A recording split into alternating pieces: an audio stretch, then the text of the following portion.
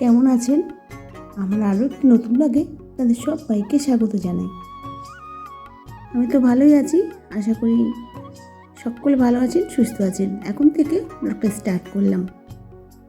তো এই তো সকালবেলা ঘুমের থেকে উঠেই সর্বপ্রথমে এই ঘরের বিছানাটা গুছিয়ে নিচ্ছি। আর যে ভাবলাম যে না, এক সপ্তাহ খানিক হয়ে গেছে, তো বিছানার চাদরটা চেঞ্জ করে নিচ্ছি, তার সাথে বালিশের ওয়ারগুলোও চেঞ্জ করে নেব।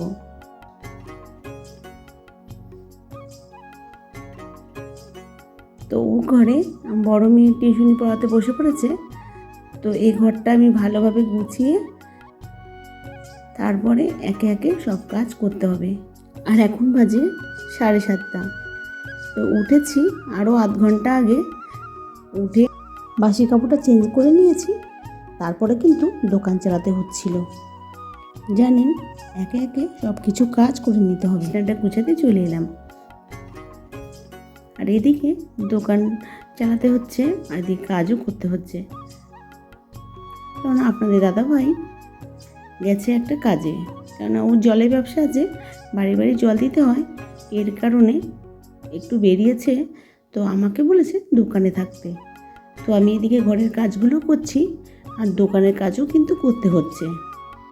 তো এই যে বিছানাটা গুছানো আমার কমপ্লিট হয়ে গেল, এবার কিন্তু বাইরের কাজগুলো করতে হবে।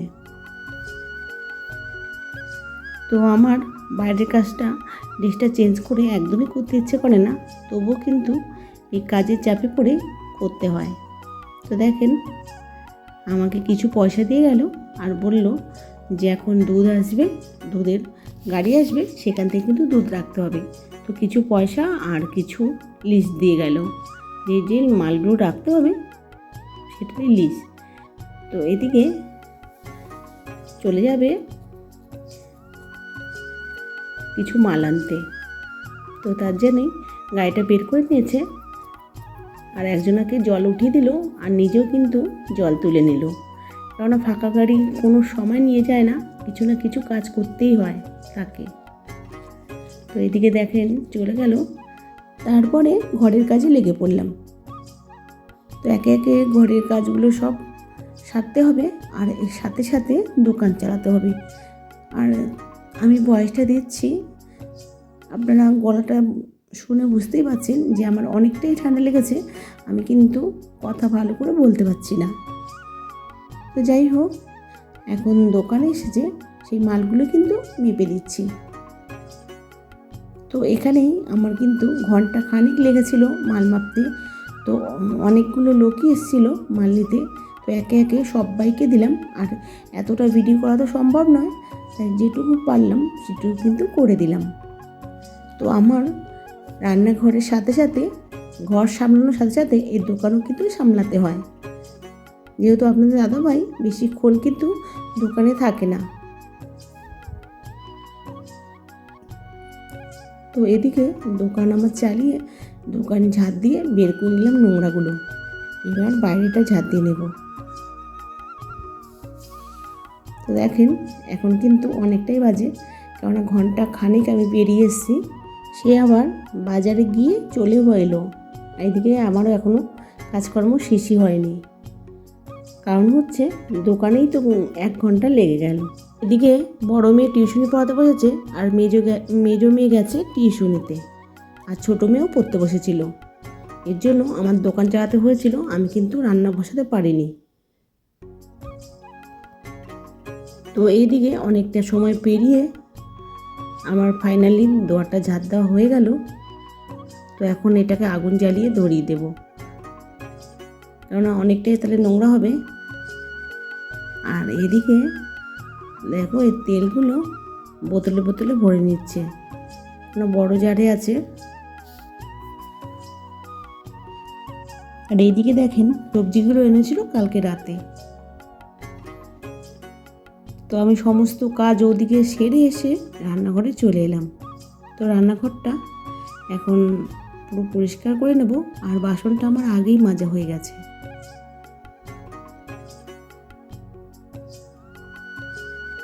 তো ওদিকে সে বলল আমাকে ভাত দিতে।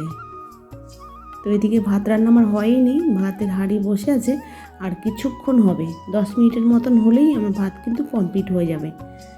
তো ওটুকু সময়ও নেই, যেহেতু ভেবেছে স্কুল যাবে, তো স্কুল ছুটি ছিল যে ওটা কিন্তু খেয়াল ছিল না, যে একটু খুলে মেসেজটা দেখবে সেটা কিন্তু দেখেনি।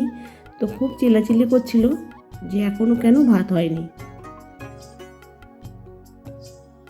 তো যাই হোক, ভাত কিন্তু অনেকটাই ছিল কালকের, সেটাই কিন্তু এখানে আমি অনেকগুলো সবজি নিয়েছি, সব কিছু সবজি দিয়ে ভালোভাবে ফ্রাই করে ভাতটাকে দিয়েছিলাম।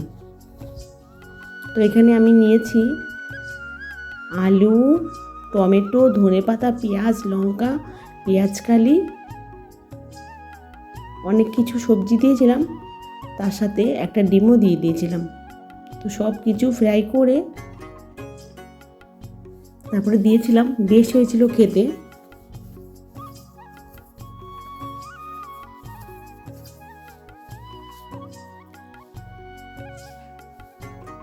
আমাদের এই মধ্যবর্তী পরিবারে এই ভাতগুলো ফেলতে কিন্তু খুবই কষ্টের। আমাদের ধারণা এই ভাতের জন্যই আমাদের কিন্তু সারা দিন পরিশ্রম করতে হয়। এই ভাত কিছুতেই নষ্ট করা যাবে না, আর এই শীতকালে সেটা তো কোনোভাবেই সম্ভব নয়। শীতকালে অতটা নষ্টই হয় না খাবার, তো যেমন খাবার তেমনই কিন্তু রয়ে যায়, শুধু ঠান্ডাটা হয়ে যায়, একটু গরম করে নিলেই আবার যেমন ভাত তেমনই হয়ে যায়। তো ভালোই হয়েছে, এখানে মটরশুঁটি সব কিছু দিয়ে ফ্রাই করেছিলাম, তো বেশ ভালো লেগেছিল। তো সে হচ্ছে ঘি খেতে ভালোবাসে না, তার জন্য কিন্তু ঘিটা দেওয়া হয়নি, আর সব কিছুই দেওয়া হয়েছে। এরপরে একে একে আমি সমস্ত রান্নাবান্না করে নেব। আর এখন বাজে 9:45। সকাল থেকে শুধু একটু জল খেয়েছি, এখনও পর্যন্ত যে ওষুধটা আমি খাই সকালে সেটাও কিন্তু খাওয়া হয়নি, আর একটু চাও খেতে পারিনি। তো যাই হোক, এখন আমি চাটা বসিয়ে দিয়েছি, আর ওদিকে সকালে যে ওষুধটা সেটাও কিন্তু খেয়ে নিয়েছি। এরপরে চাটা খেয়ে নেব।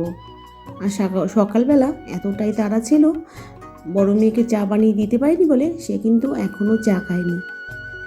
তো ও গেছে পড়াতে, এখনও পর্যন্ত আসেনি। আর যেটুকু ভাত ছিল সেটা কিন্তু ছোটো মেয়েকে দিয়ে দিয়েছি। আর এদিকে মেজো মেয়েও খেতে চাইছে যে আমাকে একটু দে, তো ও দুগাল খেয়ে নিল। আর এদিকে বাসি ভাত থাকলেই আমি এমনভাবেই ভেজে দিই। তো কেমন লাগলো ভিডিওটা অবশ্যই কমেন্ট করে জানাবেন, ভালো লাগলে লাইক দেবেন, আর এমন ভিডিও যদি দেখতে চান অবশ্যই চ্যানেলটাকে সাবস্ক্রাইব করে রাখতে পারেন। তো আর অলরেডি যারা করে ফেলেছেন সাবস্ক্রাইব, তাদের অসংখ্য ধন্যবাদ।